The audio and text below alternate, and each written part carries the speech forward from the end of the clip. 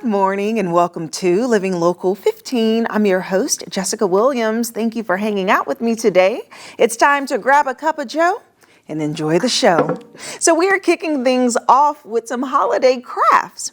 Do you have any moving boxes or shipping boxes kind of laying around that's taking up space? Well, today we're going to show you how to have fun with the family with a little DIY. And joining me in studio is two men in a truck.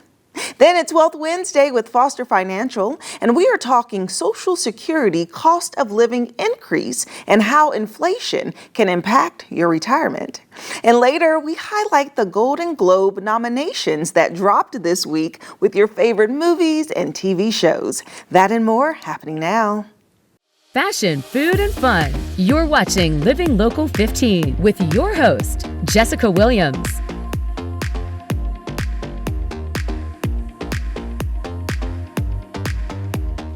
Creating holiday crafts with items that you already have at home is a fun and cost-effective way to celebrate the season. And joining me today is Daniel Branson, a representative from Two Men in a Truck in Fort Wayne, and he's going to show us how it's done. Hello, Daniel. Hi, Jessica. How's how are it you going? This morning? Good. Good. Thank you. Okay, so you brought in some crafts, and basically when people move, they have extra items around the house, like the moving boxes. Yep, and y'all are like, hey, use those for creative items. Yeah, no, absolutely. And you can see there, even on the left there, we have a moving box. You'll see those. You might have some of these. You might have moving boxes, shoe boxes. Anything that you have laying around can be used for any of these crafts. And so I'm excited to get into it today to be able to show you guys some unique ways to be able to reposition those for some fun around the holidays. Yes, let's do it. Perfect. So starting over here, we have our holiday card holder. Okay. So what you can see here is a cutout of a Christmas tree shape. And then from there, you're able to use felt.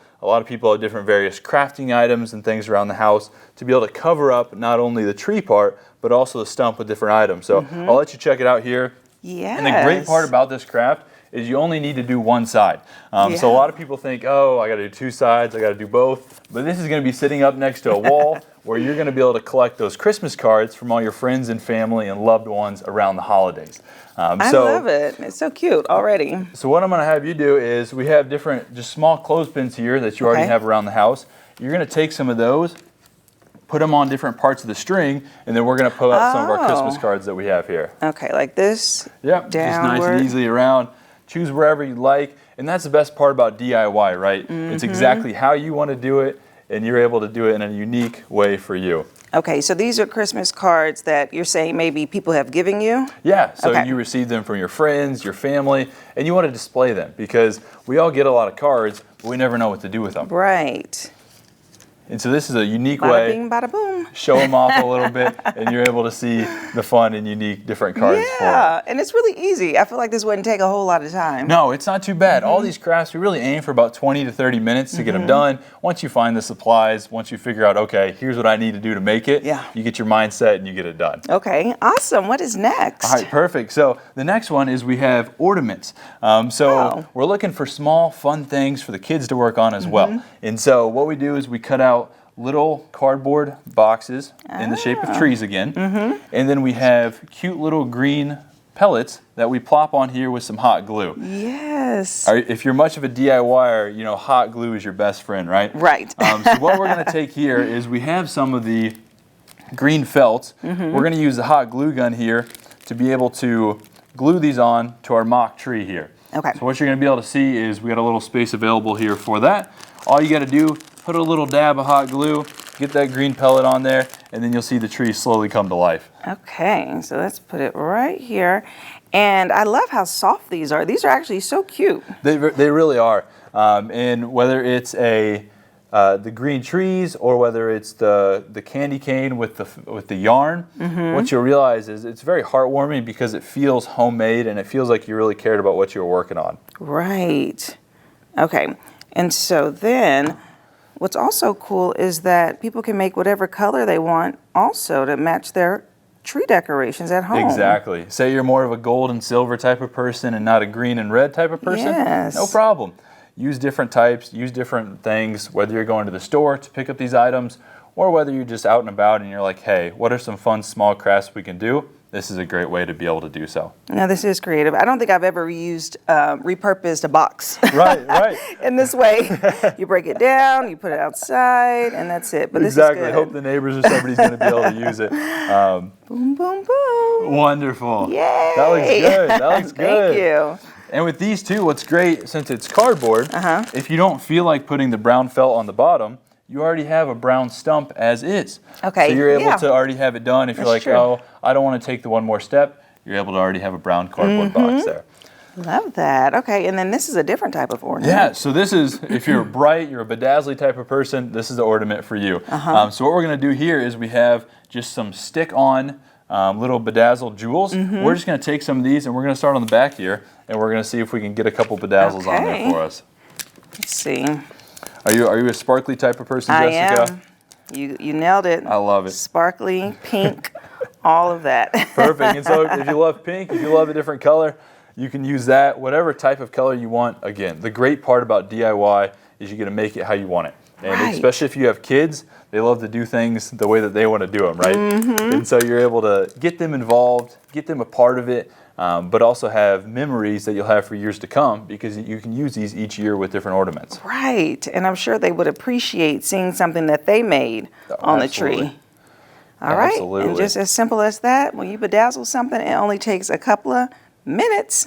Absolutely. Love it. Okay. And then the next question we always get is, okay, how are we going to get it on the tree? Right. And so you have your hooks. What we did, we said paper clips will work wonders. Everybody has paper clips sitting around their homes. So I'm going to let you do this. All you need to do, just loop it through one of the strings there, and then all of a sudden you have a hook and your ornament is ready to go. Oh, look at this. For it. This is also made out of the cardboard. So everything Cute here candy has cane. cardboard as a base. Yes.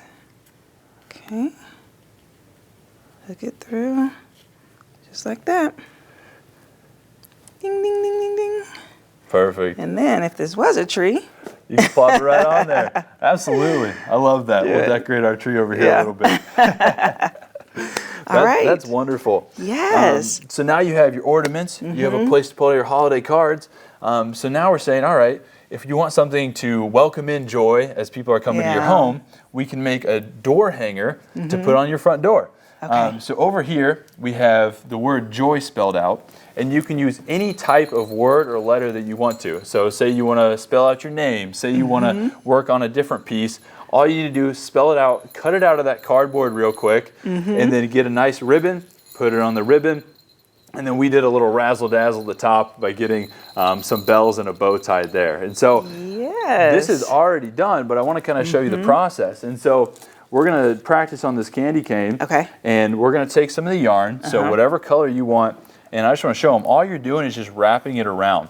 So when they're sitting at home, they're thinking, okay, what's this going to be like? Right. You're just wrapping it around. So I'll give you the opportunity here. To wrap it like, okay, I see. So what you're going to do is you're going to glue the very first part. We can even do it right here. We're going to double layer the candy cane for you. Put a little glue right there. Thank you. Don't let your glue gun drip. You set that in there. It's going to be a little toasty. And then you have a starting point. Then all you got to do is wrap it around, no matter what shape, no matter what word you're using. You just start cruising around and you're able to get it done. Okay. Just like that. Just like that. And it's one of those things, once you get in a flow, you really start cruising through it. Right. And so it's no matter what color you want. Like you said, if they're more of gold and silver type of people around the holidays, you're able to do it and have your own unique spin off of what's going on. Yes, and it's kind of fun. It's easy. Probably easier than crocheting. Oh, for sure easier than crocheting. There's a lot of people out there that are very DIY, they're very nifty, and they're going to be able to complete it a lot faster than I could. I can assure you that. But even myself and our team putting these together, it took about 20, 30 minutes to grind through these and be able to get them ready for the holidays. Well, look at that. Well, this is awesome, Daniel. Thank you so much for sharing how to make these crafts. And so, of course, you are with two men in a truck. So you have to tell us a bit about that business before you leave. Yeah, absolutely. Thank you. Well, 2 Minute Truck is a local moving service. And what's cool is no matter where you are or where you're going, we're able to get you moved. So if you're going from Fort Wayne to Fort Wayne or Fort Wayne to Florida, we're able to help you with that. And what's really cool is we introduced a junk removal and a storage service this past couple of nice. years. So lots of options and lots of different opportunity to be able to help serve the Fort Wayne area. Okay, I love that. Thank you so much to you, and Hey, happy holidays. Thank you, Jessica. Happy holidays. And if you would like more information about Two Men in a Truck, we'll have their website listed below, and we'll be right back. Have an idea for the show? Want to find out how you can be a guest? Contact us at livinglocal15@wayne.com.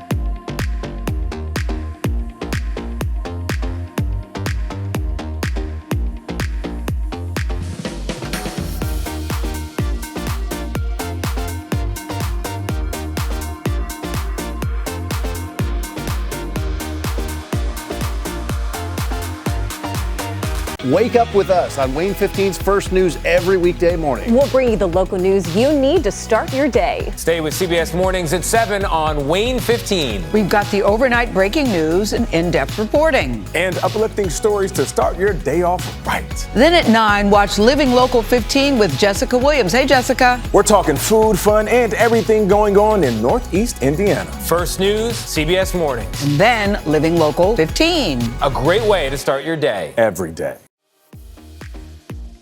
This segment sponsored by Foster Financial. Welcome to Wealth Wednesday with Foster Financial. Today we are talking Social Security cost of living increase. So it's time to get some great holistic updates with their Vice President, Caleb Doan. Good morning, Caleb. Good morning. How are you? I'm doing well. How are you? Doing good, thank you. Okay, so let's dive into this topic. So apparently there's a change or increase in the cost of living. So tell me about that. Yeah, so it's something that typically happens every single year as long as, inflation is positive, which is typically the case, especially over the past couple of years. So a lot of people got this letter in the mail recently saying, hey, your Social Security benefits are going to increase by 3.2% starting in 2024. Oh, okay. So that's kind of the calculation that they did. They have a certain kind of inflation calculation that they use to determine what the new Social Security benefits are going to be. So if somebody was receiving Social Security in 2023, their benefits in 2024 are going to be 3.2% higher. So question for you, does that apply to all of our salaries too? Yeah, I wish. Yeah, that would be great, why right? can't that be across the board? Because honestly, inflation is overwhelming. The cost of living, the cost of items in the grocery store, gas, all of that is skyrocketing. But I feel like there's not an even playing field when it comes to normal income. But that's so great that it is with Social Security. And so what is the cause for these adjustments, do you think? Yeah, so I mean, they have a certain basket of goods that they look at. I think they really use the Consumer Price Index to see, what inflation was over the course of the year and then increase it by that for the next year. The issue is, obviously, it only happens one time a year. And so right now, a lot of retirees are kind of feeling the pressure because since January of this year, there's been no increases. And of course, the prices of goods have gone up, 2, 3, 4, 5%, depending on what type of goods they are. And so especially if they're, mainly living on Social Security and that's their main form of income, it starts to feel a little tight towards the end of the year. And then, of course, you have Christmas expenses and all that kind of stuff coming up. So I think the inflation increase, cost of living adjustment starting in 2024 is going to be a very welcome thing for a lot of Social Security people. Yes. Is this increase normal? Like, is this something that happens each year, or is it abnormal or rare for them to make this type of increase? Yeah, it's very normal for Okay. this to take place. So I mean, in 2023, starting at the beginning of 2023, everyone's Social Security went up 8.7%, and that's just because inflation was so Wow. terribly high back then. So that was a huge then. increase. Yeah, of course, and it still kind of continues to grow, just at a slightly slower pace. Yeah. But inflation itself is something that I think a lot of people, when they're entering retirement, kind of forget to calculate in their retirement plan. So one of the things that we do when retirees come in, or people who are retiring soon, is I have them fill out a budget sheet, which is something that a lot of times people haven't done in many years. Right. We'll fill it out and they'll say, okay, to live today with my normal standard of living, it takes $60,000 a year or something like that. Yeah. And so we'll use that for the 2023 goal, but we increase that amount by inflation every single year in their retirement. Because over the course of 20 years, even if inflation is only 2% over 20 years, that's a 50% increase in your costs. So if you need 60 grand at 65 years old, you're going to need $90,000 at 85 years old if your standard of living is staying the same. Wow. So that's a massive difference. And a lot of times, Social Security is probably the only form of income that people have in retirement that actually does increase with inflation. Your retirement accounts are not going to automatically, go up just because inflation went up. Right. Most annuities are not going up with inflation. Most pensions are not going up with inflation. And so we have to make sure we factor that in. Yes, and when it comes to Social Security and the amount that each person gets, is it based off of just age and when you start accepting those benefits, or does it have to do with how much money you made in your salary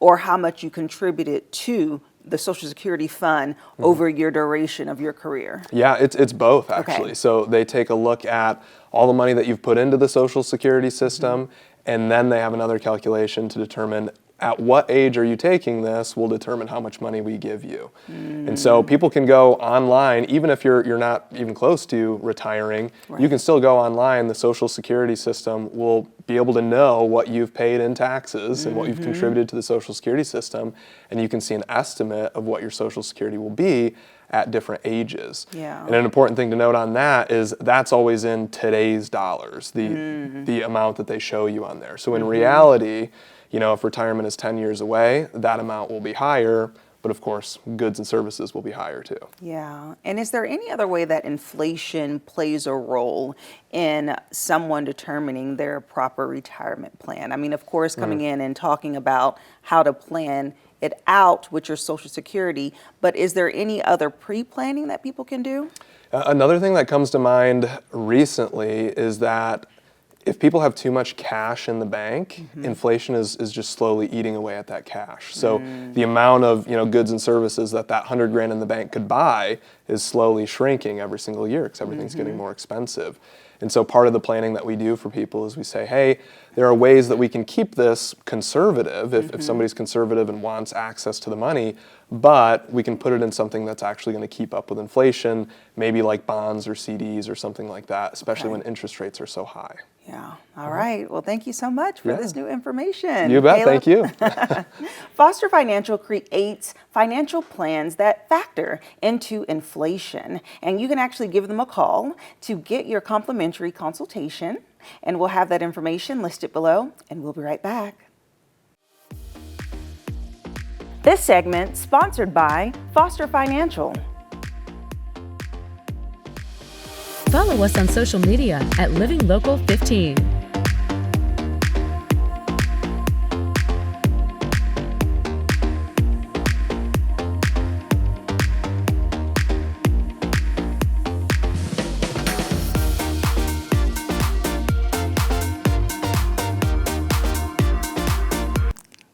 The 81st Golden Globe nominations were announced this week, with the blockbusters Barbie and Oppenheimer leading the pack in film categories. The 3-hour award show will be broadcast live on CBS next month. This is the first year the awards will not involve the Hollywood Foreign Press Association, which was dissolved after years of scandal. Naomi Ruckham reports from New York. Hi, Barbie. Hi, Barbie. The summer's Barbenheimer phenomenon is barreling into award season. The blockbusters lead this year's Golden Globe nominations, Barbie with 9 and Oppenheimer with 8. This year's Golden Globes, here we go. Cedric the Entertainer announced some of the top categories live on CBS Mornings. On the drama side, Oppenheimer will face off against Martin Scorsese's Killers of the Flower Moon, as well as the thriller Anatomy of a Fall, Bradley Cooper's Maestro, the romance Past Lives, and the Nazi drama The Zone of Interest. It's Killers of the Flower Moon versus Oppenheimer. Right. Two titans. Martin Scorsese versus Christopher Nolan. Barbie is up for Best Musical or Comedy, along with nods for stars Margot Robbie and Ryan Gosling and director Greta Gerwig. It goes up against Air, American Fiction, The Holdovers, May December, and Poor Things. Good. The color purple failed to make the category, but it did earn 2 acting nods, including one for star Fantasia Barrino. You cannot win. Your dad will wash you away. On the television side, Succession led the field, racking up 9 nominations in its final season. The Golden Globes is under new ownership after the Hollywood Foreign Press Association was disbanded following a scandal involving its lack of diversity. The show will air live on CBS Sunday, January 7th and stream on Paramount+. Naomi Ruckham, CBS News, New York. Living Local 15, proudly driven by the Kelly Automotive Group.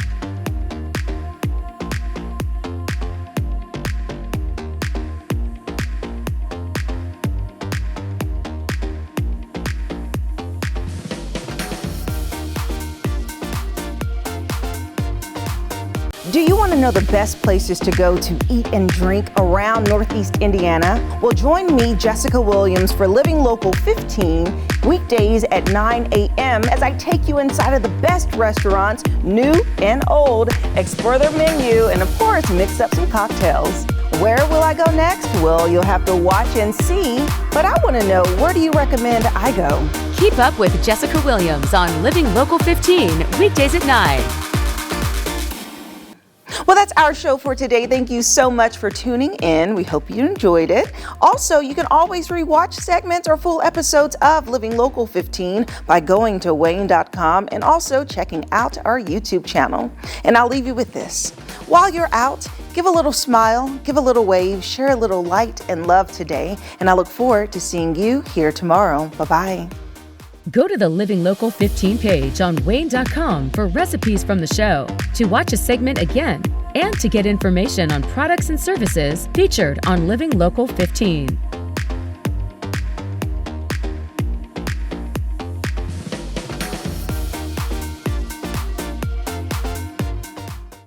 Content segments during today's Living Local 15 were paid for by these sponsors.